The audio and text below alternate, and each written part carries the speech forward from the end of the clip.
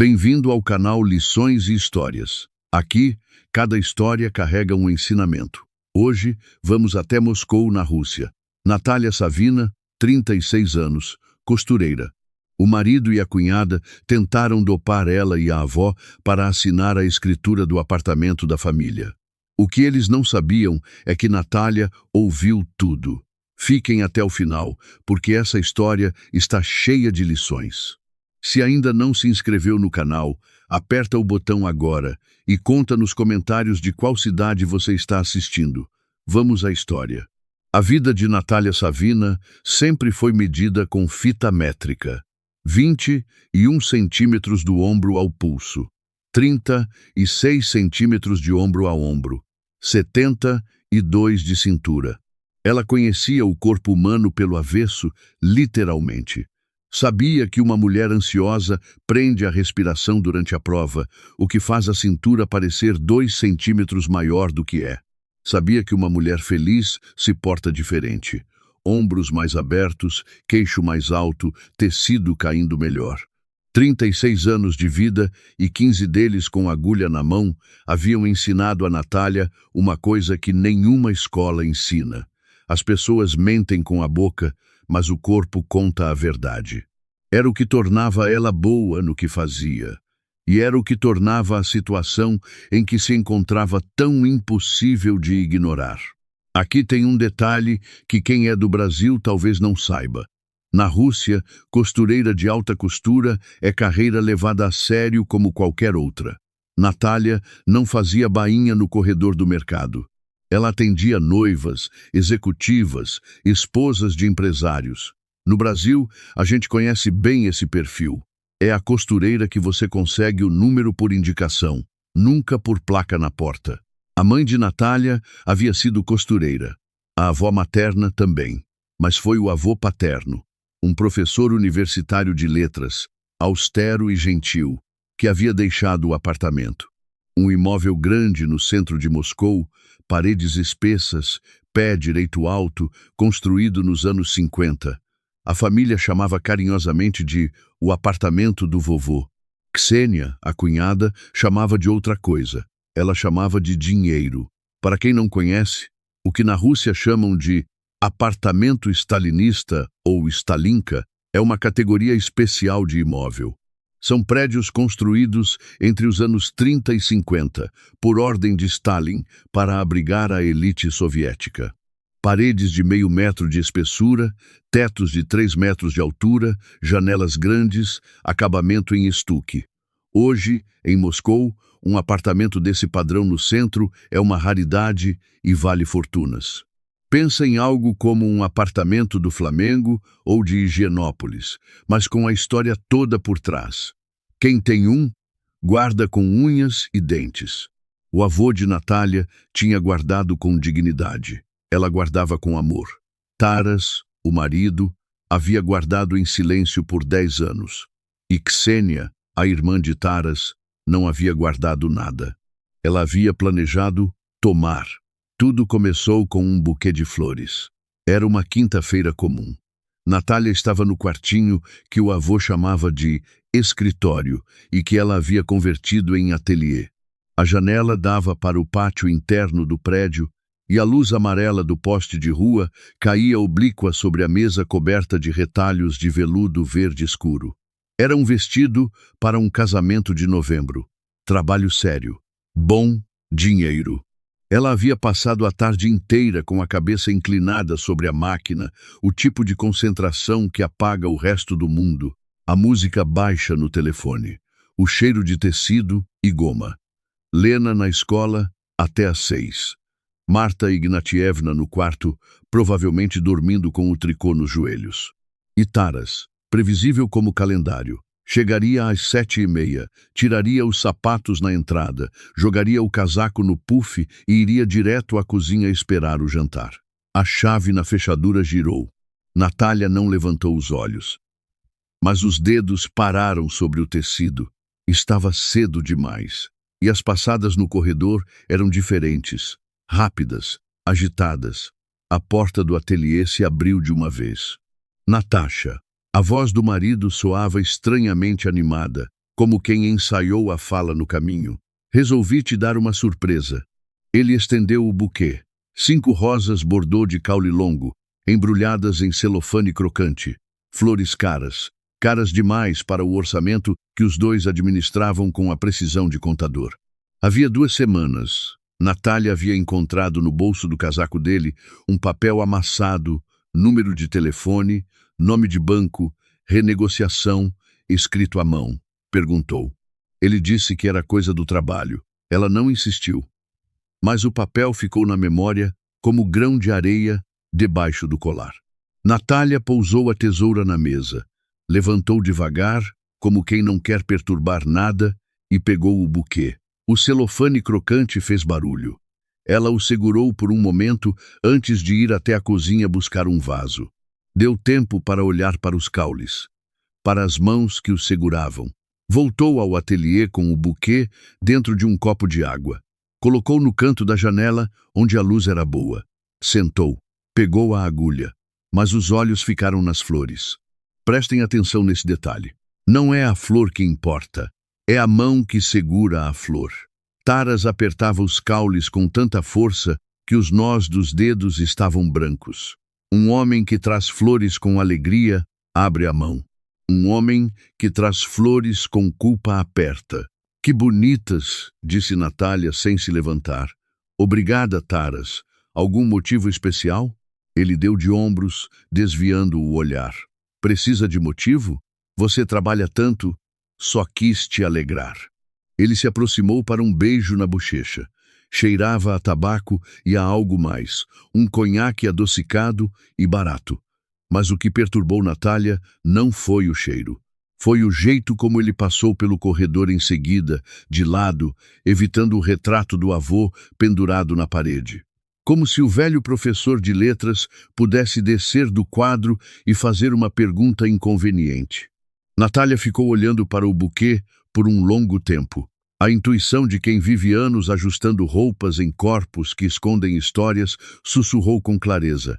Alguma coisa está muito errada, mas ela ainda não sabia o quê. Se Taras era o sinal amarelo, Ksenia era o sinal vermelho piscando com sirene ligada. Ksenia Lanskaya, irmã mais nova de Taras, aparecia na vida deles em 2 tipos de ocasião, quando precisava de dinheiro emprestado ou quando tinha uma ideia de negócio que ia mudar tudo. As 2 coisas costumavam coincidir, e as 2 coisas costumavam terminar da mesma forma. Ksenia sumia, o dinheiro não voltava, a ideia revelava-se fumaça. Era o tipo de mulher que entrava numa sala e saía com metade da mobília sem que ninguém conseguisse explicar exatamente quando isso havia acontecido. Ela aparecia uma vez a cada 6 meses. Era suficiente. Uma vez a cada 6 meses é a dose que o corpo humano aguenta de Ksenia sem precisar de médico depois. Mas naquele outono ela estava lá quase todos os dias. E pior, ela havia descoberto a avó. Marta Ignatievna Zieminina, avó materna de Natália, tinha 76 anos e a coluna ereta de quem passou décadas fiscalizando produção em fábrica. Havia criado 2 filhos sozinha nos anos 90, quando a Rússia inteira estava desmoronando. Não era uma velhinha fácil de enganar, mas a idade faz o que faz. Ela dormia mal. As articulações doíam antes da chuva e a vigilância que a manteve de pé por décadas havia ganhado um cansaço novo nos olhos. Certa vez ela disse a Natália, numa conversa sobre o apartamento, em assunto de imóvel, sua mãe só confiava num homem. Gorsky. Trabalhou no registro por anos. Homem reto como régua. Natália nunca havia precisado lembrar disso. Até agora. Ksenia percebeu isso com a precisão de quem fareja fraqueza como profissão. Marta Ignatievna, experimente só um pouquinho. Natália parou no corredor ao ouvir a voz da cunhada vindo da cozinha. Mel puro, sem nenhum traço de sinceridade. É um chá especial. Uma amiga minha trouxe da China. Você vai dormir como bebê, juro, e as articulações param de doer. Se a Marta Ignatievna soubesse o que havia naquele chá, ela teria despejado na cabeça de Ksenia e pedido vodka, mas ela não sabia. Ainda. Taras, fala para ela. Pode tomar, vovó, murmurou o marido, sem tirar os olhos do prato. A Ksênia não vai recomendar coisa ruim. E Natália entrou na cozinha. A conversa parou no meio do ar como cortina de teatro caindo. Taras mergulhou a colher na sopa. Ksênia se abriu num sorriso amplo e completamente frio. Os olhos dela fizeram uma varredura rápida em Natália, medindo quanto ela havia ouvido. Natashinka, estava aqui tomando um chá com a vovó. Quer que eu sirva para você? Sobre a mesa, a xícara da avó fumegava com um líquido escuro. O cheiro chegou até Natália. Hortelã e algo mais, algo metálico, fundo, que não combinava com chá de ervas. Cheira estranho, disse Natália, se aproximando. A reação de Ksênia foi imediata. Um espasmo. Rápido demais para ser ofensa. Rápido demais para ser qualquer coisa além de susto. Que estranho o quê? É erva natural. A voz tinha subido um tom. Você sempre vê problema onde não tem, Natasha. A pessoa vem ajudar de coração e você fica com cara de investigadora. Os dedos de Ksênia estavam manchados de cinza, como quem passou muito tempo segurando moedas velhas ou jornal. O mesmo cheiro metálico. Não precisa beber se não quiser, vovó, disse Natália, colocando a mão no ombro da avó com leveza. Mas eu quero, Natasha. A avó suspirou. Durmo muito mal. E ontem, depois desse chá, dormi de um fôlego só, nem sonhei. Ela fez uma pausa e tomou um gole, como se tivesse caído num buraco. Natália olhou para a xícara. Depois, olhou para Ksênia. A cunhada havia virado o rosto para a janela. 2 dias depois, Natália precisava do talão de garantia da máquina de costura para chamar um técnico. Ela sabia exatamente onde estava. Gaveta debaixo da cômoda do ateliê, pasta azul. Ela era metódica. Cada papel no lugar certo, em ângulo reto com a borda da gaveta. Abriu a gaveta e parou. A pilha de papéis estava levemente torta. O canto do álbum de fotografia sobressaía 1 milímetro. Para um olho alheio, nada. Para Natália, era como se tivessem redecorado a sala inteira. Alguém havia vasculhado ali. No fundo da gaveta, embaixo dos moldes de papel pardo, ficava a pasta com a escritura do apartamento. Natália respirou fundo e tirou a pasta. Estava no lugar, mas estava em cima das outras pastas, não embaixo. Alguém havia aberto, olhado e recolocado às pressas. Ela foi até a sala. Taras estava no sofá, trocando de canal sem ver nada. Você mexeu na minha cômoda. Ele não se virou. Não tenho nada a ver com suas tralhas. Alguém mexeu nos documentos do apartamento. Agora ele se virou. E o que Natália viu no rosto do marido não foi a irritação justa de quem foi acusado sem motivo. Foi outra coisa. Foi o vermelho de quem foi pego. Você está paranoica, disse ele, alto demais. Igual a sua avó. Se precisa de médico, fala. Ele levantou do sofá, se aproximou, a voz subindo mais ainda. Sou dono da casa ou não sou? Se eu quiser pegar um papel, eu pego. Mas não peguei nada. Entendeu? Ele gritava com a intensidade de quem precisa do próprio barulho para se convencer. Taras dizia, minha casa, mas o nome na escritura era outro, sempre havia sido outro. Era exatamente por isso que Ksênia precisava do esquema. Olha a linguagem do corpo. Taras se levantou e foi em direção a ela. Não para explicar, para intimidar. Porque quando a pessoa sabe que a acusação é justa, o instinto é crescer de tamanho e esperar que o outro recue. E Natália recuou um passo. Só um. Mas viu nos olhos do marido, por trás da raiva, um medo animal. O medo de quem está encostado na parede e ainda não sabe que a parede vai ceder. Tudo bem, disse ela baixinho. Desculpa. Ela saiu do quarto. As mãos tremiam tanto que ela não conseguiu enfiar a linha na agulha naquela noite. Mas ela escondeu os documentos embaixo do colchão do quarto de Lena, a filha de 8 anos que estava na escola. Pareceu infantil. Era a coisa mais sensata que ela conseguia fazer naquele momento. Esconder coisa importante embaixo do colchão de criança é ridículo na teoria e genial na prática, porque nenhum adulto em sã consciência procura coisa importante embaixo do colchão de criança. A terça-feira seguinte deveria ter sido um dia comum. Ela tinha prova de vestido marcada para as 3 da tarde. Noiva, encomenda grande, boa comissão. Mas ao meio-dia, o telefone tocou. A cliente cancelou. Força maior. Remarcação para o dia seguinte. Natália estava na rua, bolsa no braço, com uma tarde inteira de volta. Ela comprou maçãs na frutaria da esquina e foi para casa. Taras estava no trabalho. Lena, na escola.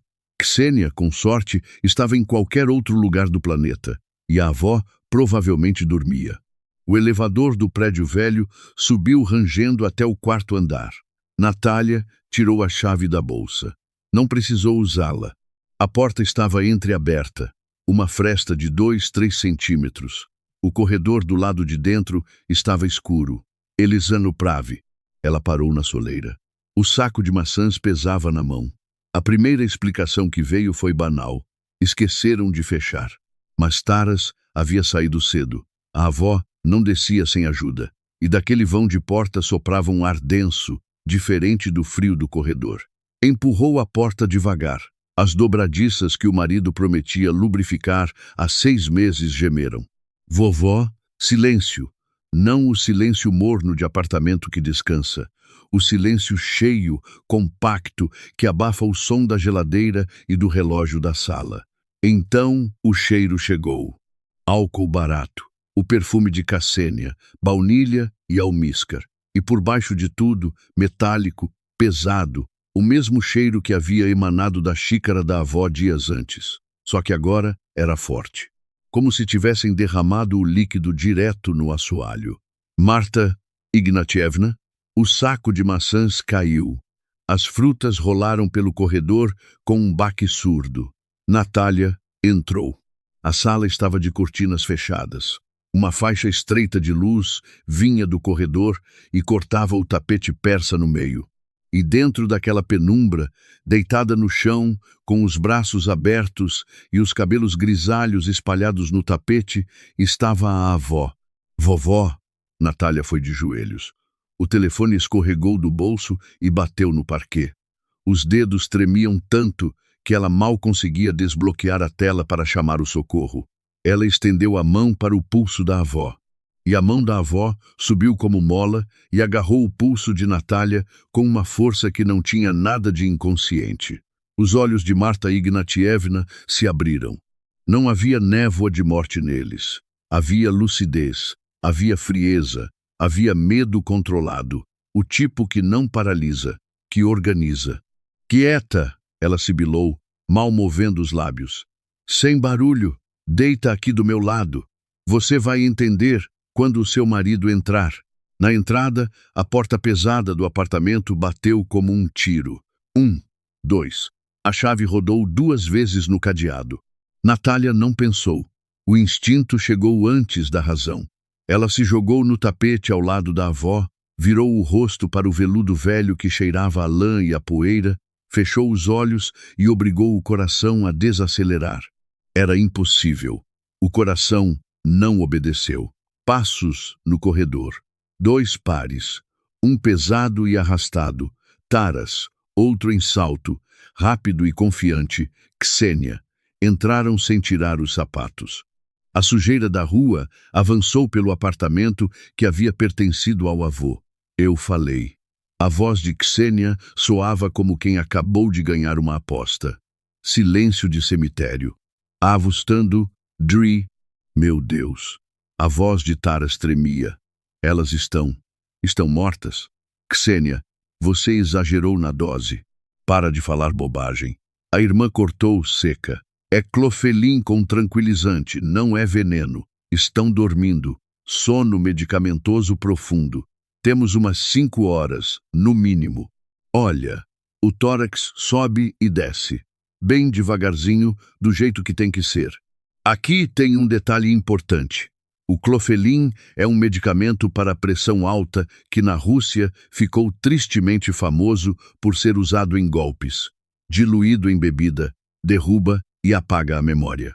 No Brasil, o equivalente é a escopolamina, o chamado Boa Noite Cinderela. A diferença é que o clofelin some do sangue muito mais rápido, o que dificulta qualquer perícia posterior. Foi escolhido com cuidado. E a Natália? Taras baixou a voz. Deveria estar na prova. Mas se voltou antes e tomou o chá com a avó, melhor ainda. Menos trabalho. O que você quer dizer com menos trabalho? Ksênia não respondeu de imediato. O parquet rangeu bem perto do rosto de Natália. Pega a mão direita dela. Uma sombra se inclinou sobre Natália. Ela sentiu o calor do corpo do marido. A respiração dele, pesada e descompassada, roçou na sua bochecha. E então, a mão dele, a mesma mão que havia colocado a aliança no dedo dela 10 anos antes, pegou a sua mão. Os dedos de Taras estavam frios e molhados. Desculpa, Natasha, ele sussurrou, tão baixo que quase não existiu. É pra gente, pra Lena. Vai ser melhor assim. Para de lamentar e aperta o dedo na almofada. A voz de Ksênia era a de uma supervisora impaciente. Mais forte, precisa ficar nítido. Isso, agora rola um pouco. Perfeito. Agora, a velha. Natália ouviu Taras se arrastar até a avó. Ouviu o suspiro contido de Marta Ignatievna. Esperou que eles não tivessem ouvido também. O toque úmido da almofada de tinta contra a pele. O farfalhar do papel. Pronto. Taras exalou como se tivesse erguido algo muito pesado. Está feito. A doação está assinada. Amanhã cedo ao cartório. Ele é de confiança. Vai colocar data retroativa, dizer que elas assinaram na presença dele porque não conseguem escrever por questão de saúde. Está tudo combinado. Uma pausa. E elas? A voz de Taras havia ficado ainda mais baixa, como se ele soubesse que a pergunta era suja e queria que ela ocupasse o menor espaço possível no ar. O que acontece quando acordarem? A Natália não faz nada. Chora, se conforma. Para onde ela vai com a filha e sem dinheiro? Fica quietinha. E a vovó? Ksênia fechou a pasta com um estalo. A velha é esperta e é resistente. Essas duas coisas juntas são um problema. Encontrei um lugar em Zareche, uma casa de repouso. Barata, comida básica. Não pedem documentos, não fazem pergunta. Daqui a uma semana, quando a papelada estiver registrada, a gente leva ela para lá. Falamos que a demência piorou, que ficou agressiva. Num lugar desse, 1 mês, 2. E o problema se resolve sozinho. Silêncio. Se resolve sozinho, repetiu Taras, como se estivesse tentando entender o que as palavras significavam. Isso. Ksênia soou impaciente com a lentidão do irmão. Vamos para a cozinha. Tenho conhaque no carro. A gente acabou de resolver o futuro da família. Os passos se afastaram. A porta da cozinha fechou. Copos tilintaram. Por trás dos olhos fechados de Natália, uma coisa foi morrendo devagar. Não era amor. O amor já havia entrado em colapso dias antes, quando ela viu o medo nos olhos do marido e soube que era o medo de ser descoberto. O que morreu naquele tapete foi a última possibilidade de que ela havia exagerado, inventado, imaginado. Não havia imaginado nada. Marta Ignatievna apertou o cotovelo da neta. Levanta, disse ela, só com os lábios. Devagar. Vamos para a varanda. Elas se levantaram como duas sombras. Natália sentiu os joelhos como algodão, as pernas sem osso. Guiou a avó pelo caminho mais curto até a porta da varanda e girou a maçaneta milímetro por milímetro. O mecanismo velho cooperou, silencioso. A varanda dava para o pátio interno. Crianças brincavam embaixo, um cachorro ladrava longe. A vida continuava, completamente alheia ao que havia acabado de acontecer no quarto andar. Natália encostou a testa no vidro frio. As lágrimas vieram sem aviso. Silenciosas, amargas, o tipo que não pede licença. Eles queriam te mandar para um asilo para você morrer lá, ela sussurrou, engolindo soluços. Taras. Ele estava do meu lado. Ele segurou minha mão. A avó tirou um lenço do bolso do cardigan, com cheiro de lavanda, e enxugou o rosto da neta com firmeza, sem delicadeza excessiva. Chega! A voz dela não tinha tremor de velhice. Era a voz de quem criou filhos em tempo de crise. Lágrima não resolve. Mas, como você estava acordada? Você tomou o chá? Tomei? Não. A avó disse com a brevidade de quem guarda segredo há dias. Fazia uma semana que eu despejava aquele chá no vaso da samambaia, quando a Ksênia virava as costas. A samambaia está morrendo, mas eu estou bem. Ela piscou uma vez, seca. Quando ouvi a chave na porta hoje à tarde, deitei no chão antes que eles entrassem. Uma antiga, da fábrica. Quando não sabe o que vem pela porta, finge que não está lá. Funcionou em 92. Funcionou hoje. Mas o que a gente faz, vovó? Não temos como provar nada. Os documentos estão com eles. As contas do banco. Escuta. A avó pegou a mão de Natália e levantou o polegar manchado de tinta em direção à luz do poste. A mancha estava ali, preta como carimbo. Isso não é sujeira. Isso é a sentença deles. Natália olhou para o próprio dedo. Depois, olhou para a avó. Se a gente fugir agora, Ksênia ganha. Ela registra a doação, vende o apartamento, embolsa tudo e a gente fica na rua sem um rublo. Entende? A avó endireitou a coluna. Então não vamos fugir, vamos ficar. Vamos tomar o chá deles, rir das piadas deles e fingir que dormimos e não nos lembramos de nada. Somos as ovelhas perfeitas. Como eu consigo olhar para ele, vovó? Consegue. Pela Lena consegue. Você não é mais esposa agora, Natasha. Você é atriz. O palco é esse apartamento. A personagem é uma mulher ingênua que não desconfia de nada. E os lobos não sabem que a ovelha está de olho aberto. Na cozinha, a gargalhada de Ksênia atravessou a porta fechada. A avó olhou na direção do som. Em 10 minutos voltamos para o tapete e acordamos. Ela apertou a mão da neta. E você vai ser tão boa que o Stanislavski, lá do outro lado, vai bater palma. Natália respirou fundo o ar frio de outubro. A tarde estava pegando aquele tom cinza que em Moscou antecede o inverno como aviso. Ela olhou para as mãos. O tremor havia cedido. No lugar do medo entrava outra coisa, mais fria, mais controlada, mais perigosa. Ela enxugou o rosto com a manga. Estou pronta, disse ela. Então vamos. A avó já virava o cabo da porta. E sorri quando acordar. Acorda com uma dor de cabeça. Mulher cansada que dormiu sem querer. Nada mais. Naquela noite, Natália precisou fingir sono enquanto Taras entrou no quarto cambaleando e ficou parado ao lado da cama por um tempo que ela não conseguiu medir. Ela sabia que ele estava lá pelo cheiro de conhaque misturado com o suor frio de quem passou horas com culpa no estômago. Ele passou a mão no ombro dela uma vez, devagar. Ela não se mexeu. Manteve a respiração lenta, regular, de quem não sabe de nada. Mas por baixo do lençol, a mão dela apertava o tecido da cama com tanta força que as pontas dos dedos latejavam. Era isso que separava ela de um colapso completo. Aquele punhado de lençol amassado que ninguém via. Foi a coisa mais difícil que ela fez na vida até aquele momento. A manhã seguinte chegou com o barulho de louça na cozinha. Normal, doméstico, envenenado. Natália levantou, colocou o roupão e foi ao banheiro antes de aparecer para a família. No espelho, a mulher que a olhou de volta estava olhada. Pele sem cor, olhos fundos. Mas a boca, ela treinou a boca. Relaxou o queixo, soltou os maxilares. Deixou o cansaço aparecer naturalmente, porque o cansaço ao menos era real. Na cozinha, Lena comia aveia balançando as pernas na cadeira.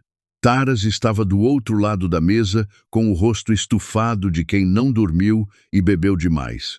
Ele olhou para Natália quando ela entrou e ela viu a pergunta relampejando nos olhos dele. Ela sabe? Ela lembra? Ela percebeu? Bom dia. A voz de Natália saiu rouca, perfeita para a personagem.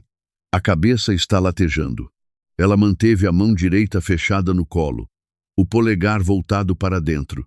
A mancha de tinta ainda estava lá, escura como carimbo. Taras exalou. Ela viu os ombros dele descerem 2 centímetros. É a mudança de pressão, Natasha, ele disse, subitamente solícito, empurrando um guardanapo para ela. Você caiu no sono tão cedo ontem.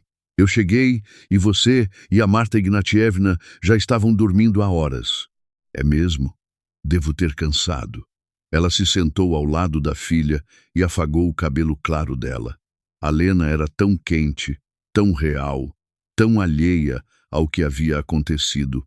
Come logo, senão atrasamos para a escola. Quando Lena correu para o quarto pegar a mochila, Natália pegou o celular e abriu o aplicativo do banco. Precisava ver quanto tinha disponível para as compras da semana. A tela piscou. Cartão bloqueado. Entre em contato com o titular da conta. Ela trocou para o outro cartão, o que recebia os pagamentos das clientes. O cartão que estava no nome do casal, conta conjunta aberta quando casaram. Operação não autorizada. Natália pousou o telefone sobre a mesa com cuidado excessivo. Olhou para o marido, que mexia o açúcar num café que já estava frio há tempo. Taras, meu cartão está bloqueado. Ele coçou o pescoço. Ficou vermelho em manchas.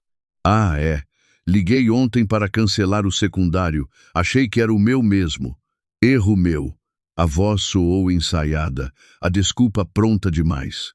Já pedi reemissão, chega em 10 dias. Enquanto isso, você não tem dinheiro em espécie em casa? Natália sabia que na caixinha de madeira da cômoda havia 300 rublos para pão e leite. Vou ver, disse ela, com a voz de quem não percebeu nada. Ele respirou aliviado de novo.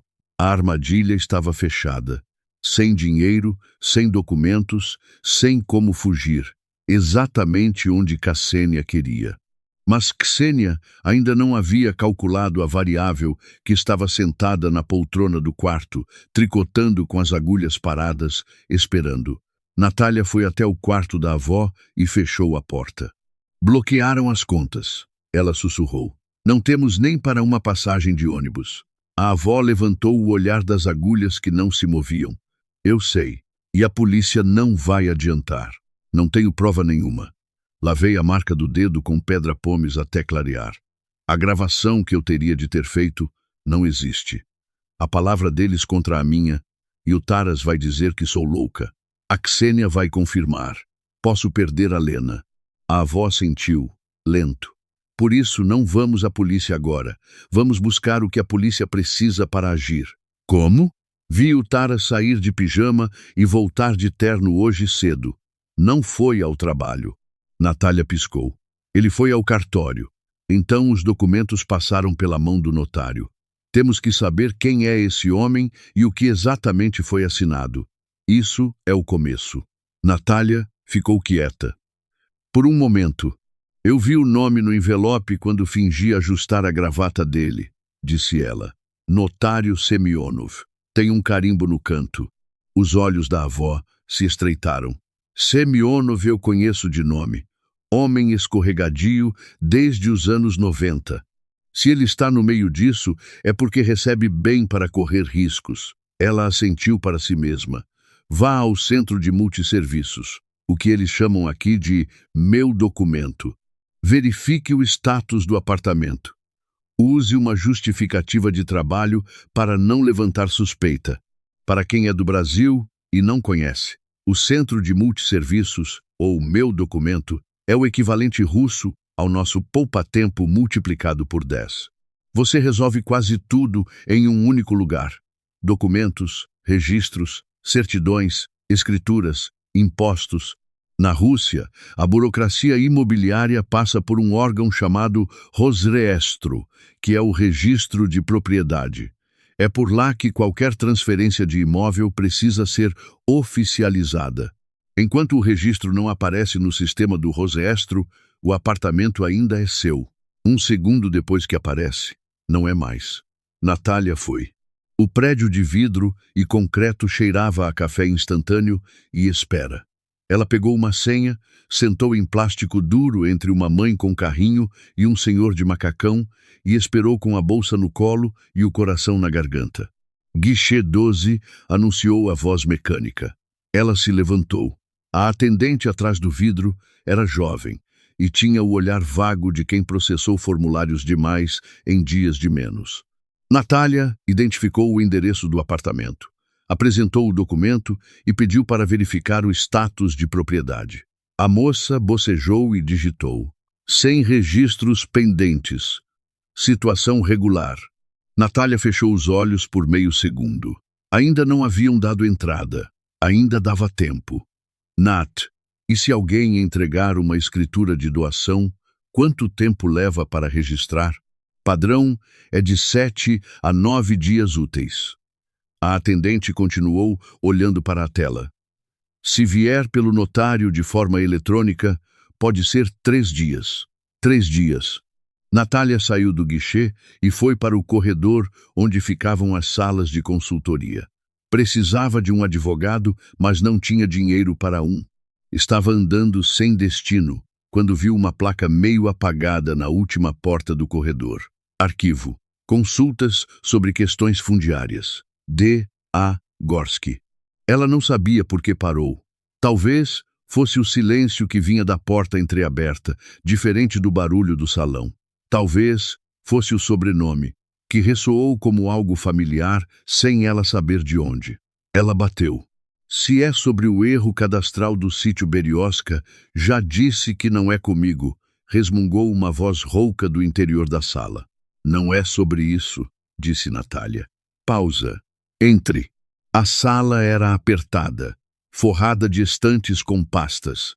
Atrás de uma mesa coberta de mapas e planos, sentava um homem de idade, sobrancelhas espessas e grisalhas, óculos na ponta do nariz, colete de tricô. O tipo de rosto que viu burocracia demais para se surpreender com qualquer coisa. Ele tirou os óculos e a olhou com atenção. Algo nela, o desespero que ela escondia tão bem que só vazava nos músculos do maxilar, fez com que ele se recostasse na cadeira e apontasse para a cadeira de frente. Sente-se, Dmitri Anatolievich. Em que posso ajudar? Natália sentou. Ela não havia planejado contar tudo. As palavras saíram sozinhas. Quando ela mencionou o nome Semionov, o rosto do velho se contraiu como se tivesse mordido limão. Semionov, ele repetiu, lento, colocou os óculos sobre a mesa em vez de no nariz. E a irmã do marido, como ela se chama? Ksenia Lanskaya. O velho ficou completamente imóvel por 3 segundos. Cabelos escuros, fala alto, gosta de echarpes coloridas e mente como quem respira? Natália piscou. Você a conhece? Dmitri Anatolievich abriu a gaveta da mesa.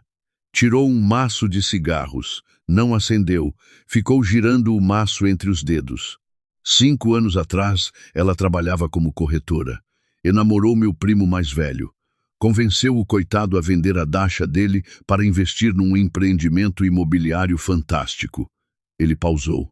Nem dacha, nem investimento. Meu primo morreu de infarto 1 ano depois. Ele olhou para Natália de frente. Tentei processá-la. Tudo legal na superfície. Voluntário, assinado, sem rasura. Ela é escorregadio. A palavra que ele usou em seguida foi baixa, quase para si mesmo. Então agora ela foi atrás de você, da minha avó e do meu apartamento. Gorski bateu os dedos na mesa 3 vezes. Semionov não envia os documentos ao Rosreestro de imediato. Ele é ganancioso, mas é cuidadoso. Espera para ver se o cliente não vai recuar. Manda pelo caminho mais lento, evita o eletrônico para deixar menos rastro digital. Isso nos dá tempo. Quanto tempo? 10 dias úteis a partir da entrega. Semionov manda pelo caminho mais lento, evita o eletrônico, já vi esse padrão antes. Isso nos dá margem. Enquanto não aparecer no registro, o apartamento é seu. 10 dias. Parecia muito, parecia nada. O que eu faço sem provas? Você constrói provas. O velho puxou uma folha em branco e uma caneta. A partir de hoje, você não é mais esposa. Você é informante. Anota tudo, com data, com hora. Cada visita, cada frase, cada comportamento estranho. Ele tirou do bolso do paletó um objeto preto e pequeno, parecido com um pendrive, e colocou sobre a mesa entre eles. Isto é um gravador. Profissional. Grava com clareza, mesmo dentro de bolso ou bolsa. Ativação por voz. Bateria para 24 horas contínuas. Natália cobriu o objeto com a palma e o tirou da mesa. Mas o mais importante. Gorski inclinou-se para a frente. A voz caiu um tom. Você precisa encontrar o carimbo. O carimbo? Semyonov nunca usa o carimbo oficial dele em documentos ilegais enquanto não recebe o pagamento. Ele entrega o carimbo ou o molde de borracha para alguém de confiança, que aplica na hora combinada. Se a Ksenia é tão próxima dele quanto parece, o carimbo pode estar com ela. Na bolsa, na nécessaire. Mulheres guardam o que é mais importante entre o batom e o espelho. Ele se levantou. Se você encontrar esse carimbo com ela, é crime diretamente imputável. Notário não pode transferir seu carimbo a terceiros. Isso é penal para os dois. Natália olhou para o gravador no fundo do bolso. Cuide-se de Taras também, disse o velho, pegando o casaco. Ele é o elo fraco. Tenho um contato que trabalha perto da casa de penhor da rua Lesnaia. Ontem de manhã, um homem com o sobrenome Savin deu entrada numa corrente de ouro. Ksenia precisa de dinheiro para pagar Semyonov. Se ele rachar antes da hora e confessar a você em particular, não vai adiantar nada. Você precisa do reconhecimento dele em público, com testemunhas. Não deixe ele se confessar antes da hora. Entende? Segure-o. Natália assentiu. Próxima vez aqui, daqui a 3 dias. Ele escreveu um número de telefone na folha e deslizou para ela. Se encontrar algo antes, me manda mensagem. E mais uma coisa. Ele parou com a mão na maçaneta. Pode ter havido outras vítimas. Meu primo não foi o primeiro. Gente assim raramente começa com a segunda. Ele saiu. A porta fechou com um clique seco. Natália ficou sentada na cadeira dura por um momento, com o gravador dentro do bolso e o número de telefone na mão. Lá fora, no corredor barulhento do centro de multisserviços, a vida seguia seu ritmo de senhas e formulários, completamente alheia ao fato de que ali dentro, naquela salinha de arquivo cheirando a papel velho, uma mulher havia acabado de parar de fugir. Ela dobrou o papel com o telefone, colocou na carteira, levantou, endireitou o casaco e saiu para a caçada. De volta ao apartamento, enquanto a avó dormia e Lena ainda estava na escola, Natália foi ao ateliê, empurrou a máquina de costura para o lado e abriu a cavidade no fundo da mesa onde guardava as ferramentas. Tirou o gravador do bolso. Tirou também o bloco cinza que havia comprado na papelaria da esquina, pequeno, sem graça, o tipo que ninguém olha 2 vezes. Abriu o bloco. O toque da caneta no papel soou firme. Data: 14 de outubro. Objeto: Ksenia Lanskaya. Taras Savin. Evento: visita ao notário Semyonov. Meta: anular a doação e reunir provas de estelionato. Prazo: 10 dias úteis.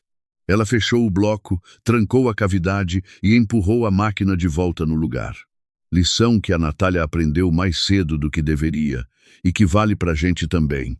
O momento de se organizar não é quando o incêndio já tomou a casa inteira. É quando você cheira a fumaça e ainda não sabe de onde vem. Quem anota, quem registra, quem guarda, tem arma quando chega a hora. Quem confia na memória, confia em areia.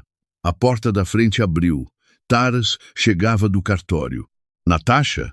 Ele chamou do corredor, com voz de alguém verificando se o campo está limpo. No ateliê, ela respondeu, sem levantar os olhos da máquina que havia fingido estar usando. Pode entrar. Ele apareceu no vão da porta, gravata ainda no pescoço, paletó no braço. Olhou para ela. Ela sentiu o olhar varrer a sala em busca de qualquer coisa fora do lugar. Tudo bem? Perguntou ele. Cabeça ainda dói um pouco. Ela massageou a têmpora com 2 dedos, sem exagero, a dose certa de desconforto real. Mas o trabalho não espera. Ele ficou parado mais 3 segundos do que o necessário. Depois assentiu, pendurou o paletó no gancho do corredor e foi para a cozinha. Natália esperou ouvir a torneira abrir. Aí ela soltou o ar que havia prendido nos pulmões. Fechou o bloco, trancou a gaveta, levantou e foi até a janela do ateliê. No pátio, lá embaixo, um menino chutava uma bola contra o muro com a regularidade de metrônomo. Ela ficou olhando por um momento.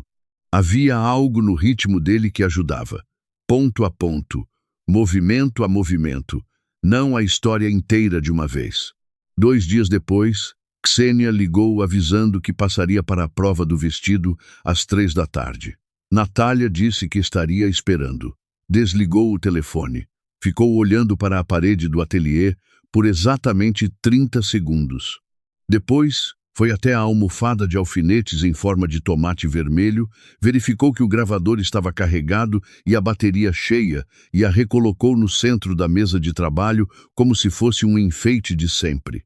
Preparou café, arrumou a sala, pendurou o vestido esmeralda no cabide mais visível, sob a luz boa da janela, porque Ksenia sempre chegava procurando razão para reclamar e era mais fácil não dar nenhuma. 10 minutos antes das 3, Natália foi ao banheiro e olhou para o espelho. Treinou o rosto uma vez, relaxou o maxilar, abriu o ombro. A personagem de sempre. Mulher que costura, que agradece indicações, que serve chá, nada mais. A campainha tocou.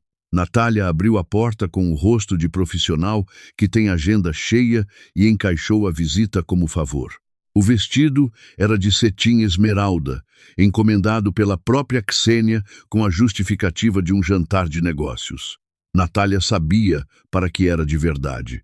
Era o vestido da celebração, o traje escolhido para o momento em que ela chegaria na frente da família com os documentos do apartamento nas mãos e contaria que havia ficado com tudo. Aqui o narrador precisa parar para que a gente aprecie a ironia. Ksenia encomendou o vestido da vitória à mulher que planejava derrotar. A vítima aceitou, com sorriso, com alfinetes na boca. E com ódio suficiente para furar o cetim inteiro, mas mãos firmes o bastante para não desperdiçar nenhum ponto. Isso se chama sangue frio, ou talvez amor de mãe tomando a forma mais fria que conhece. Um pouco mais justo na cintura, Natasha. Ksenia girava diante do espelho da sala com a satisfação de quem já se vê em outro lugar. Quero que todo mundo veja que emagreci. Vou marcar aqui. Natália enfiou o alfinete no tecido com precisão cirúrgica. Mais 2 milímetros e teria atravessado a costela. Ela escolheu os 2 milímetros certos. Você sabe que essas cortinas estão horrorosas, disse Ksenia, olhando para o veludo verde escuro das janelas. Muda para um linho claro, abre o ambiente todo. São as cortinas que o vovô escolheu. Exatamente o problema. Ksenia bufou com carinho fingido.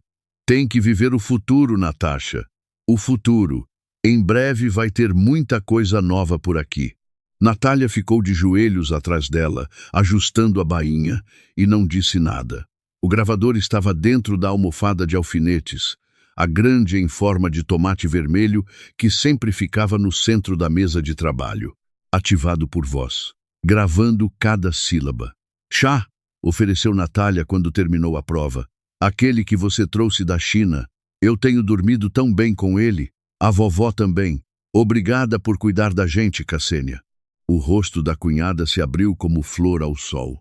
A última faísca de suspeita que ainda piscava nos olhos dela se apagou de vez. É claro que cuido. Somos família. Ela abraçou Natália pelos ombros e o perfume de baunilha e almíscar envolveu as duas. Para a família, tudo. A almofada de alfinetes registrou cada palavra. Naquela mesma noite, Ksenia recebeu uma ligação enquanto fumava na varanda. A porta estava entreaberta. Natália estava na cozinha, parada junto à parede, com o gravador no bolso do avental e a respiração contida. Eu sei que o prazo está chegando, Ksenia falava alto, segura de que o barulho da rua lá embaixo absorvia tudo.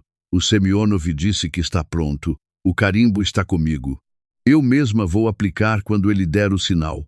Os pagamentos chegam na segunda-feira. Estou vendendo o apartamento. Não o meu, estou dizendo. O dos parentes. Eles não sabem de nada. A velha está no mundo da lua.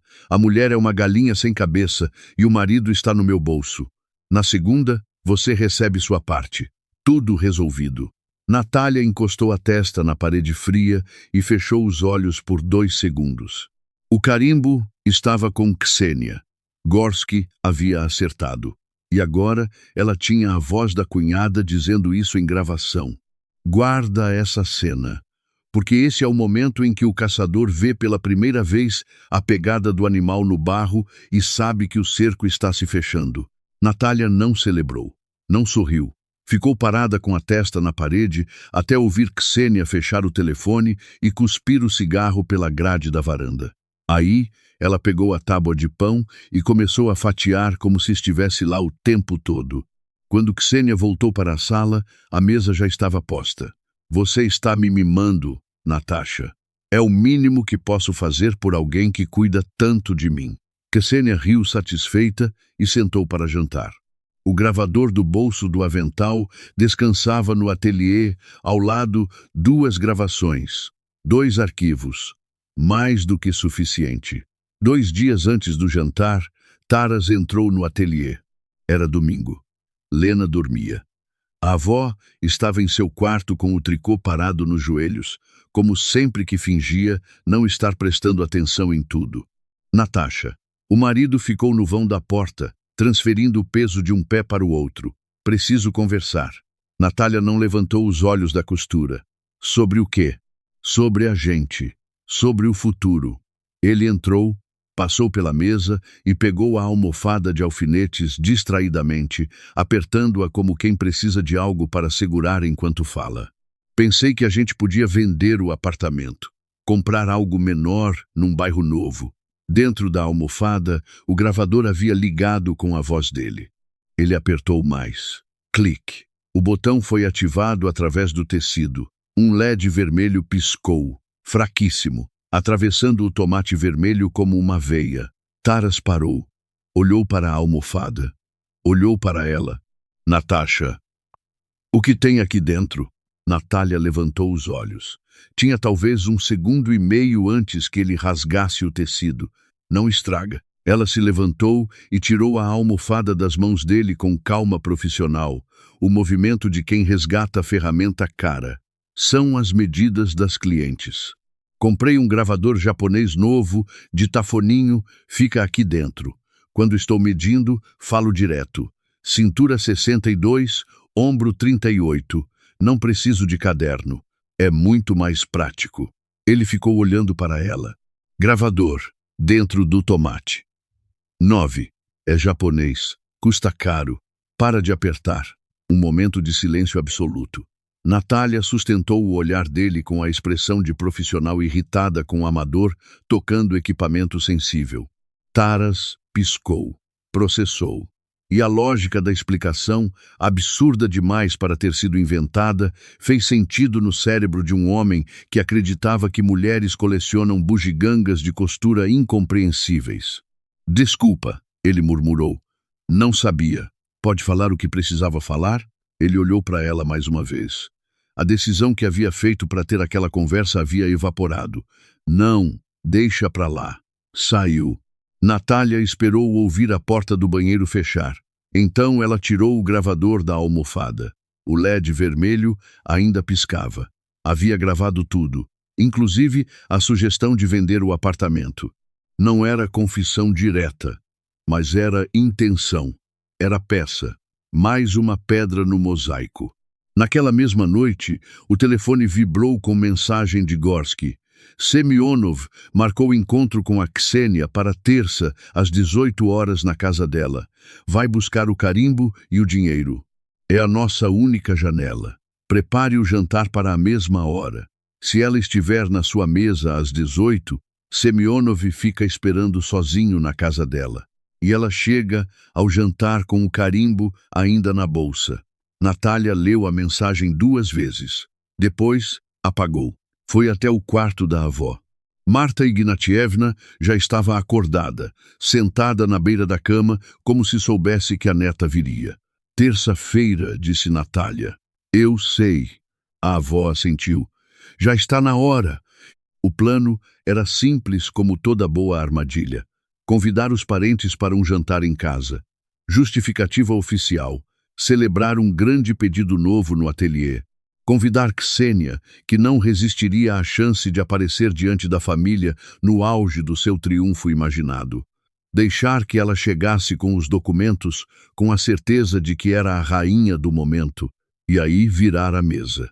Gorski entraria como amigo antigo do pai de Natália, passando pela cidade. O gravador estaria no notebook, já convertido, pronto para ser reproduzido em voz alta. Na segunda-feira antes do jantar, Natália ficou até a meia-noite sentada na frente do computador com fones de ouvido. Ouvia trecho por trecho. Cortava o que era silêncio. Aumentava o volume onde Ksenia havia afastado o telefone do rosto. Montou o arquivo com a precisão de quem costuma cortar tecido, sem perder 1 centímetro do que importa, sem guardar 1 milímetro do que não serve. Quando terminou, tinha pouco mais de 1 minuto de voz inconfundível, confessando tudo o que precisava ser confessado. Ela havia selecionado os 2 trechos mais diretos de uma gravação maior, cortando tudo que fosse ruído ou ambiguidade. Ela salvou o arquivo, fechou o notebook e foi dormir. No dia seguinte acordou cedo, fez pão, limpou a casa e começou a cozinhar o pato como se fosse o dia mais normal do ano. Faltava uma coisa que Natália não havia previsto. Que Taras escolhesse justamente a hora de montar a mesa para finalmente tentar se confessar. Ela estava arrumando os talheres quando ele entrou na cozinha, bêbado de remorso, não de álcool, olhos opacos, mãos tremendo. Natasha. A voz estava partida no meio. Eu não consigo mais. Não consigo te olhar. Não consigo olhar para Lena. Precisamos conversar agora. Nós fizemos uma coisa muito... Taras. Ela não se virou. Continuou posicionando as facas ao lado dos pratos. Os convidados chegam em 40 minutos. Não me importa quem chega. Ele a pegou pelo braço e a virou para si. Os olhos estavam cheios de lágrimas. Eu te machuquei. Eu e a Ksenia. Nós fizemos uma coisa que eu não consigo. Ela o olhou nos olhos. E entendeu que tinha que ser cruel. Tinha que ser cruel porque era necessário. Porque se ele confessasse agora, a Ksenia não apareceria. Porque sem Ksenia presente, sem testemunhas, sem gravações reproduzidas na frente de todos, seria só a palavra dele contra a dela, e a Ksenia o faria recuar até o fim dos tempos. Medo explica. Não desculpa. Isso vale para o Taras. Mas naquele momento preciso, a Natália precisava que o medo dele continuasse funcionando por mais 1 hora. Só mais 1 hora. Taras. Ela ajustou a gola da camisa dele com os 2 dedos, devagar. A voz ficou baixa e dura como ferro. Hoje eu fiz um jantar que levou 2 dias. Hoje vem a tia Valia, o tio Serioja, os primos. Se você tem algo a me dizer, você me diz à meia-noite, quando todos forem embora. Agora você vai ao banheiro, lava o rosto, bebe água e aparece nessa cozinha sorrindo. Você me ouviu? Ele abriu a boca. Sorri. Sado. Ela virou de costas para ele e voltou para os talheres. Os convidados estão subindo. O interfone buzinou. Taras ficou parado por uns 4 segundos, olhando para ela com a expressão de cachorro que não entende por que foi mandado embora. Depois os ombros caíram, e ele saiu da cozinha em direção ao interfone com a postura de quem carrega coisa demais. Natália apoiou as mãos na borda da pia. Ela havia acabado de impedir um homem de se redimir. E sabia disso. E precisou engolir o nojo de si mesma como se engole remédio amargo, rápido, sem mastigar. Depois, endireitou as costas, colocou o sorriso de anfitriã no rosto e foi receber os convidados. A sala foi enchendo de gente.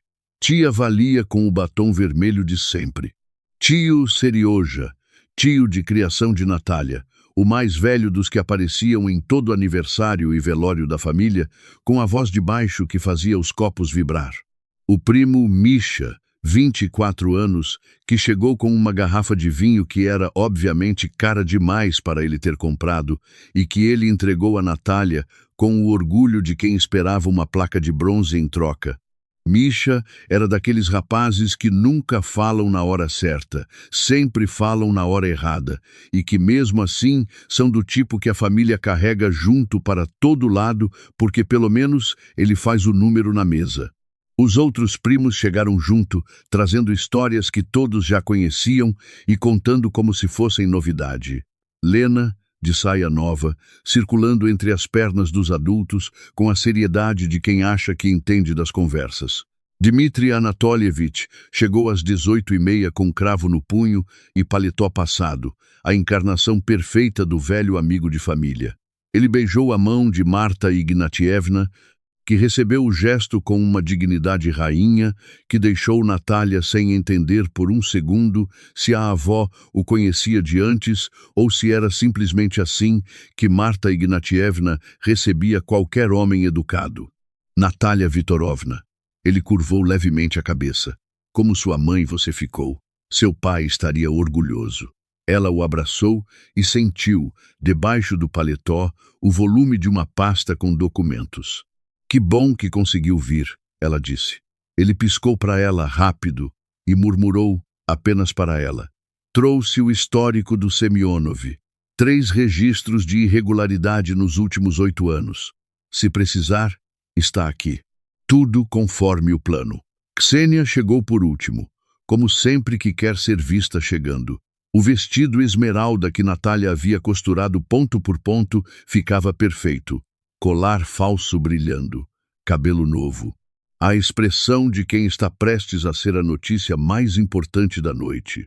Gente, ela abriu os braços como atriz entrando em cena. Que mesa linda! Natasha, você se superou. Beijou o ar perto do rosto de Natália para não manchar o batom. Sentaram. A mesa ficou barulhenta do jeito que fica quando tem gente que não se vê faz tempo. Vodka para os homens, vinho para as mulheres, suco de groselha para Lena, que ficou séria como pequena anfitriã ao lado da bisavó. Natália serviu, perguntou das crianças de quem tinha, ouviu piada do tio Serioja, riu na hora certa. O notebook estava sobre a escrivaninha da sala, coberto com uma toalha bordada. O arquivo estava aberto, o volume no máximo. Ela havia ensaiado pressionar a barra de espaço. Taras bebia mais rápido do que comia. O 3º copo de vodka havia ido antes do prato principal. A conversa já estava no dessert quando Ksenia se endireitou na cadeira e pousou a taça com o gesto de quem vai fazer um brinde que importa. Sabe, pessoal, a voz dela subiu sobre a mesa. Não é à toa que estou tão animada hoje. A conversa foi se apagando. Eles a olharam. Resolvi minha situação de moradia. Ela sorriu com os dentes todos. Vou dizer que foi um presente de pessoas que me querem bem. O olhar dela cruzou com o de Taras por uma fração de segundo. Uma ordem disfarçada de olhar. Tenho os documentos aqui. Ela abriu a bolsa que ficara no encosto da cadeira e tirou a pasta de veludo azul escuro. Guardem esse momento. Ksenia havia planejado cada detalhe. O vestido, a chegada atrasada, o anúncio guardado para depois do jantar. Ela queria que a família a visse no pico. Queria ser lembrada como a mulher que soube se virar, que conseguiu o que os outros não conseguiram. O problema é que armar um espetáculo significa depender de um palco, e o palco estava sob o controle de outra pessoa. Ksenia. A voz de Natália cortou o ar da sala limpa e direta, sem subir um tom. Ksenia parou com a pasta na mão. Que notário assinou esses documentos? O sorriso de Ksenia titubeou pela primeira vez da noite. Que pergunta estranha, Natasha. Por quê? Responde, por favor. Natália estava de pé. Não havia se levantado com drama. Simplesmente estava em pé, como quem se levanta para pegar sal e aproveita para encerrar o mundo de alguém. O notário é o Semyonov? Valery Petrovich Semyonov? O vermelho do batom ficou muito visível contra o branco do rosto de Ksenia. De onde você tirou esse nome? A voz havia perdido o verniz de anfitriã. Ficou rasposa, animal. E o carimbo que está na sua bolsa. Natália começou a contornar a mesa com passos lentos. O carimbo que o Semyonov transferiu para você ilegalmente. O que você está guardando para aplicar quando ele der o sinal? Kênia se levantou de repente. A cadeira raspou no chão. As pessoas ao redor pararam de respirar. Você está inventando coisas. Ela projetou a voz para a sala toda, tentando recuperar o palco. Está bêbada. Está com ciúme. Olha ela. Taras, faz o favor. Ele não vai dizer nada. Dmitri Anatolievich se levantou com a calma de quem tem todo o tempo do mundo. Tirou do bolso interno do paletó uma carteira de identificação e a abriu sobre a mesa onde todos pudessem ver. Dmitri Anatolievich Gorsky, jurista, ex-funcionário do Rosreestro. Estou aqui na qualidade de testemunha de uma tentativa de estelionato qualificado. A tia Valia prendeu a respiração. O tio Serioja se levantou devagar, como quem está verificando se entendeu certo. Ksenia ficou com os olhos indo de Gorsky para Natália e de volta para Gorsky. Como alguém que chegou para uma peça de teatro e de repente percebe que está dentro do palco, não na plateia. Natália foi até a escrivaninha. Tirou a toalha bordada, pressionou a barra de espaço. A voz de Ksenia encheu a sala, nítida, sem dúvida possível. Reconhecível até pelos que a conheciam há menos de um ano. A velha está no mundo da lua, a mulher é uma galinha sem cabeça e o marido está no meu bolso. Na segunda, você recebe sua parte.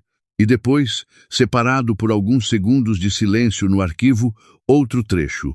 A velha é esperta e resistente. Essas duas coisas juntas são um problema.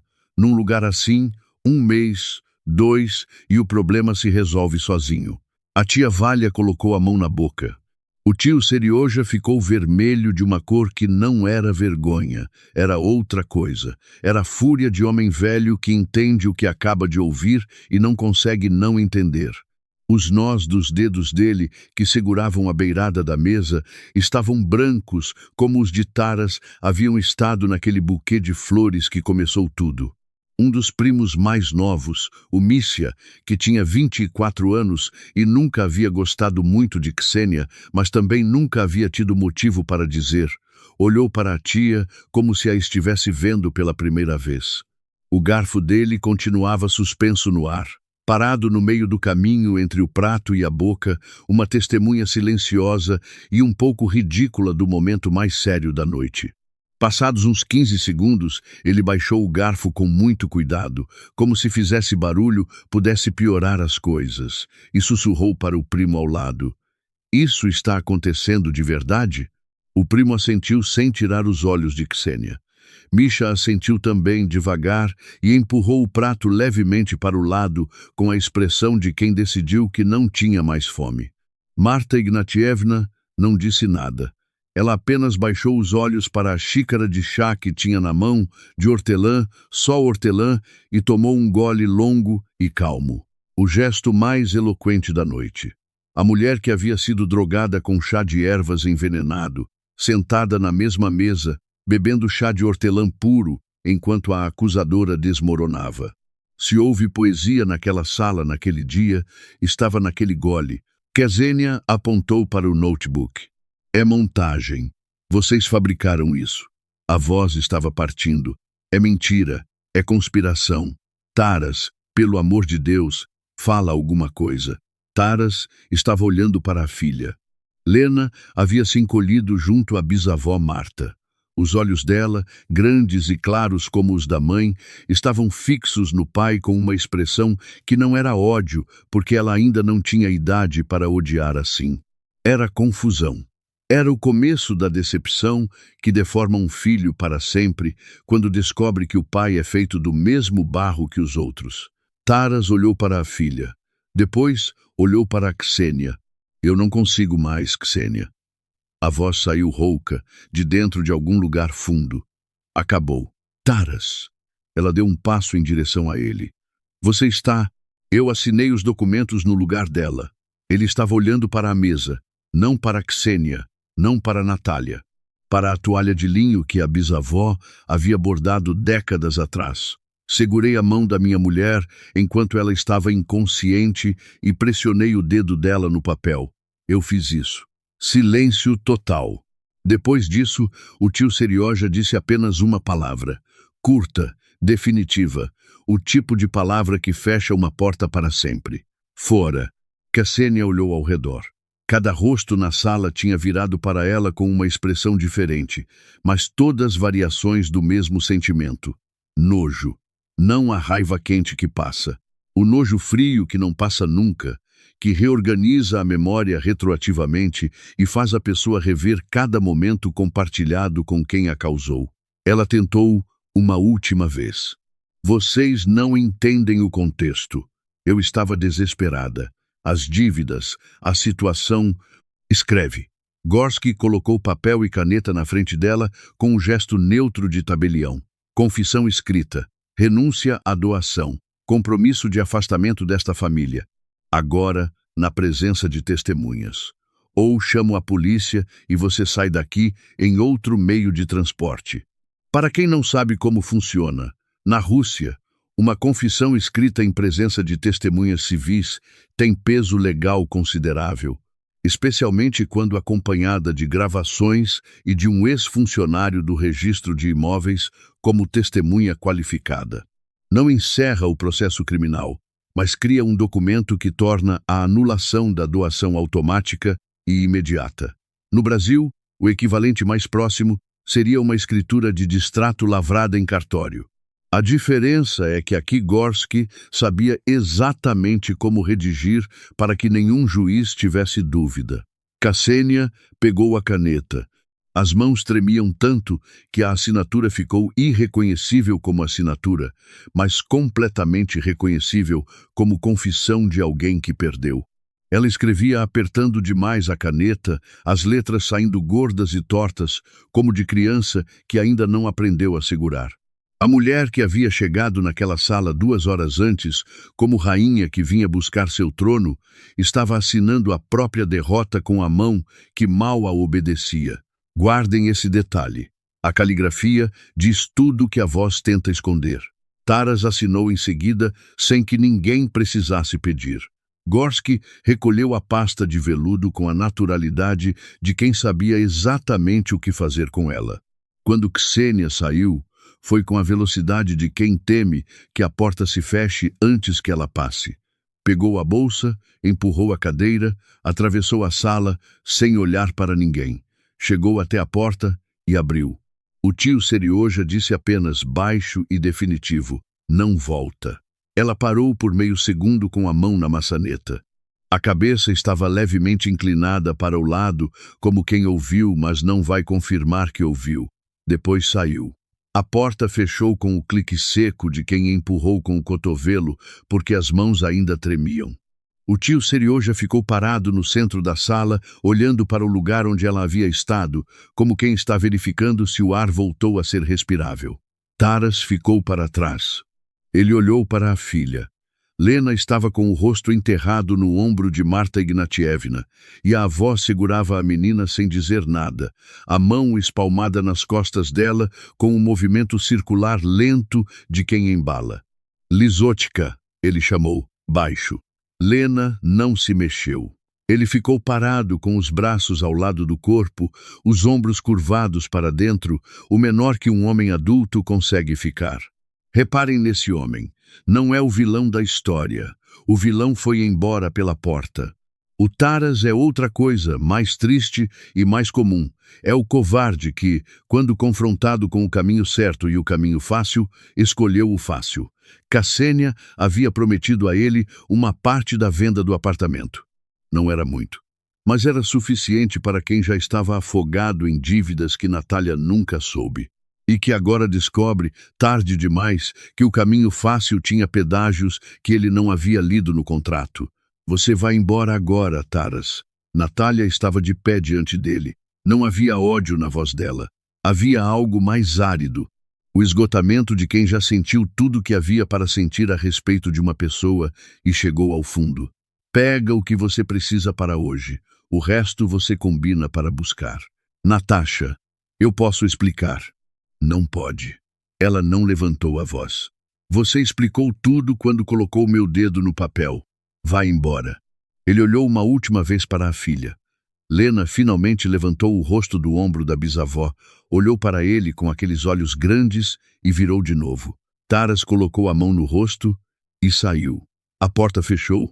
A tia Valia foi a primeira a se mover. Ela foi até Natália, a abraçou com os 2 braços e ficou assim sem dizer nada por um tempo que foi exatamente o necessário. Depois, baixinho, disse: Chora agora, menina. Pode. E Natália chorou. Não o choro contido da varanda. 10 dias antes, com a avó segurando o queixo dela. Este era diferente.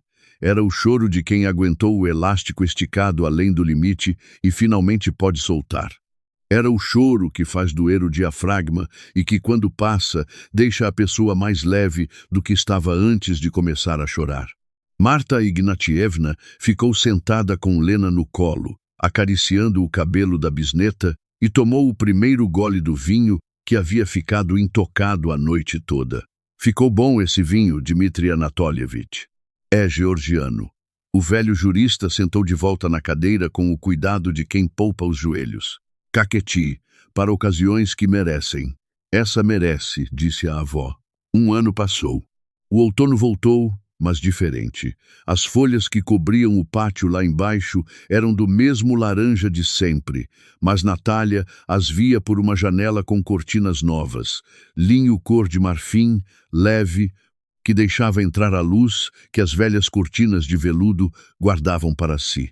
As paredes da sala estavam verde-oliva claro, e o apartamento parecia ter ganhado 5 metros quadrados só com a cor nova. Na porta, onde antes havia só o número do andar, uma placa pequena e discreta. Ateliê Savina. A fila de espera era de 2 meses. Natália havia parado de fazer barras de calça para vizinhas. Agora atendia noivas que viajavam de outros bairros, executivas que precisavam de roupas que dissessem o que elas queriam dizer antes de abrirem a boca, mulheres de todas as idades que haviam aprendido por indicação que existia uma costureira no centro de Moscou que entendia de tecido e de gente com a mesma precisão. Ela se sentou à mesa de trabalho nova, dubovaia, de carvalho maciço, espaçosa como ela sempre havia querido. Na frente dela, esboços da coleção que estava chamando de valsa de outono. Lã, cachemira, sedas pesadas nas cores que a estação pede. Ela havia descoberto naquele ano que criar roupa com calma, sem a ansiedade de quem vive, com medo de perder o chão, produzia um resultado completamente diferente. As linhas ficavam mais limpas, as proporções mais justas, a roupa dizia mais. Ela olhou para a própria mão. No polegar direito, onde havia estado aquela marca de tinta que ela havia esfregado com pedra-pomes até sumir, havia agora um calo pequeno e honesto da tesoura. O tipo de marca que não precisa ser escondida. Na janela do canto, Marta Ignatievna ensinava Lena a bordar ponto cheio. A menina tinha a língua levemente para fora da boca, concentrada, o que era o único sinal de esforço que ela se permitia demonstrar quando achava que ninguém estava olhando. Não corre, minha menina. A voz da avó tinha o tom de quem já disse aquilo 1000 vezes e vai dizer outras 1000 com o mesmo prazer. Ponto a ponto certinho, na vida igual. Igual ao papai? Perguntou Lena sem levantar os olhos da palhinha. A sala ficou quieta por 1 segundo. Parecido sim, disse a avó sem hesitar. Seu pai se apressou, quis um atalho bonito, trocou os fios errados. Aí o bordado desanda e tem que desfazer tudo.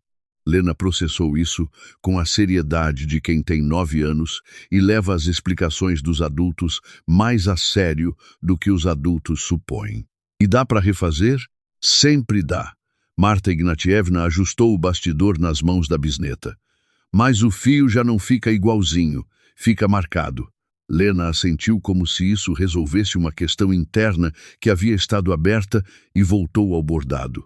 De Taras chegavam notícias esparsas. Havia ido trabalhar numa cidade do norte, turno de 1 mês dentro, 1 mês fora. Os alimentos chegavam irregulares e pequenos. Não havia pedido para voltar. Talvez soubesse que não adiantaria. Ou talvez soubesse que a resposta seria a mesma de uma janela de cozinha com cortinas de linho que ele havia ajudado a mandar embora sem entender que estava fazendo isso. De Ksenia, nada. A reputação no mercado imobiliário havia se dissolvido com a velocidade que boatos entre profissionais do mesmo ramo costumam se dissolver. Nenhuma imobiliária a recebia. Diziam que trabalhava num mercado de bairro, num setor diferente do que havia escolhido para si mesma toda a vida. Gorski aparecia aos sábados. Chegava com jornais para a avó, balas para Lena e sentava na cozinha para uma discussão longa e animada com Marta Ignatievna sobre política, preços de utilidades e o estado geral da civilização. Eram batalhas intelectuais de dois velhos que haviam vivido muito e formado opiniões muito firmes sobre tudo, conduzidas com o prazer de quem finalmente encontrou um adversário à altura. De Semyonov, Natalia soube pelo próprio Gorski, numa tarde de março, enquanto tomava um chá na cozinha. O notário havia sido afastado pelo conselho disciplinar da categoria, com base no histórico de irregularidades que Gorski havia protocolado ainda na semana seguinte ao jantar. Não era prisão, mas era o fim do carimbo, e para um homem cujo único poder estava na caneta, era o suficiente. O primo Misha mandava mensagem de vez em quando, sempre a mesma coisa. "Tô passando bem, você tá bem?" Como se precisasse verificar que o mundo ainda estava de pé depois daquele jantar. Natalia respondia que sim, era suficiente para ele. Misha era simples assim, e naquele ano simples havia virado uma qualidade rara. Natalia às vezes parava no vão da porta da cozinha, com uma xícara na mão, e os ouvia. Havia algo nos olhos da avó nesses momentos que ela não havia visto lá em muito tempo. Não era amor, ou pelo menos não o amor que precisava de nome ainda. Era algo mais simples, era brilho. Marta Ignatievna, 77 anos, era uma mulher inteligente demais para ficar sem interlocutor e velha demais para fingir que não ligava. Lição que a vida de Natalia ensina e que vale guardar. Pessoas resistentes não são as que não sangram. São as que, depois de sangrar, limpam o curativo, verificam se o osso está inteiro e voltam ao que precisam fazer. Natalia chorou na noite do jantar. De verdade. E na manhã seguinte estava de pé antes das 7, com café passado e lista de clientes sobre a mesa. Ela não perdoou Taras. Não no sentido em que perdão significa esquecer ou diminuir. Mas ela parou de carregar o ódio como bagagem de mão. Porque bagagem de mão ocupa as mãos, e ela precisava das mãos para trabalhar. Natalia se levantou da mesa e foi até a janela. Lá embaixo, o pátio estava coberto de folhas que o vento varria em redemoinhos preguiçosos. Uma criança perseguia um cachorro. Um senhor empurrava uma bicicleta velha pela calçada com a placidez de quem não tem pressa nenhuma. A vida acontecendo no seu ritmo, alheia a tudo. Ela pensou no dia em que havia chegado naquela porta e encontrado a fresta. O saco de maçãs pesando na mão.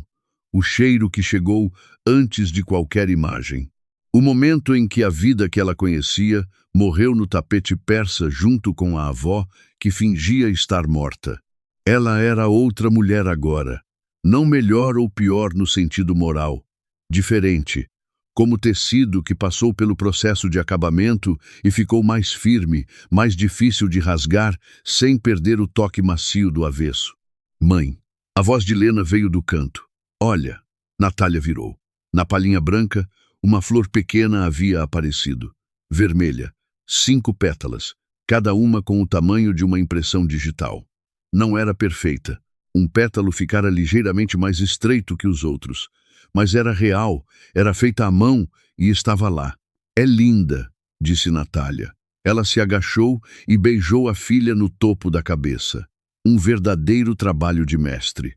"Tem um pétalo torto." O pétalo torto é o que faz parecer feito por gente e não por máquina.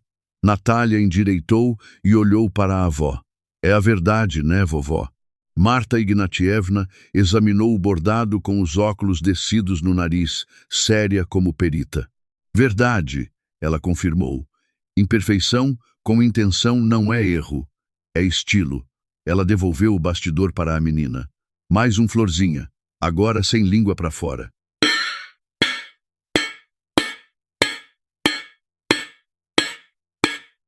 Lena voltou ao trabalho com seriedade renovada. Natália foi para a cozinha pôr água para ferver. Tirou da prateleira as xícaras de porcelana fina com a borda dourada, as que ficavam guardadas para dias especiais. Depois de um tempo, ela havia parado de guardar as coisas boas para dias especiais, porque havia entendido que a distinção entre dia especial e dia comum é em grande parte uma escolha. O chá era de hortelã, só hortelã, sem mais nada. A Ksenia ia adorar saber disso, se soubesse, mas ela não ia saber. Enquanto esperava a água ferver, ela encostou na pia e olhou para o apartamento que havia herdado do avô. As paredes novas, as cortinas novas, a placa na porta, a neta do velho professor de letras, que havia ficado com os olhos cerrados enquanto filhos ingratos passavam por seus retratos nos corredores, ainda estava lá e ia continuar. Às vezes a vitória não tem fanfarra, não tem discurso, não tem momento cinematográfico com música subindo. Às vezes, a vitória é uma tarde de outono com cheiro de hortelã, criança bordando no canto, velha discutindo jornal com alguém que a faz rir e você de pé na cozinha pensando que isso, exatamente isso, é o que eles tentaram tomar. E não conseguiram. O apito da chaleira soou. Natália tirou do fogo, verteu a água devagar sobre as folhas de hortelã, viu o vapor subir e se desfazer no ar. Vovó, Lena, ela chamou. Chá está pronto. E a tarde continuou, simples e inteira, como merecia. Caro ouvinte, chegamos ao fim da história de Natália. Uma mulher que aprendeu, da forma mais dura possível, que as pessoas raramente mostram suas intenções com palavras. Mostram com gestos pequenos, a forma como seguram um buquê, a pressão com que apertam um ombro, o ângulo em que recolocam um papel numa gaveta. Natália era costureira, sabia ler detalhes como poucos. E no dia em que precisou usar essa habilidade para algo além do tecido, ela usou. Mas há uma pergunta que fica no ar, e eu gostaria de ouvir sua opinião sobre ela. Natália fez certo em impedir Taras de se confessar antes do jantar? Ela manipulou o marido para garantir o desfecho que queria, exatamente como Ksenia fazia. A diferença é o objetivo, mas a ferramenta era a mesma. Onde está a linha entre necessidade e crueldade? Entre proteção e vingança? Eu não tenho uma resposta, mas acho que vale pensar. Se essa história mexeu com você, se você ficou torcendo por Natália e por Marta Ignatievna, conta para mim aqui nos comentários. E conta de onde você está assistindo, porque cada cidade que aparece aqui nos lembra que essas histórias chegam a lugares que a gente nem imagina. Se você ainda não se inscreveu no canal, aperta o botão agora. Tem muito mais por vir. E eu prometo que vai valer cada minuto. A gente se vê na próxima história.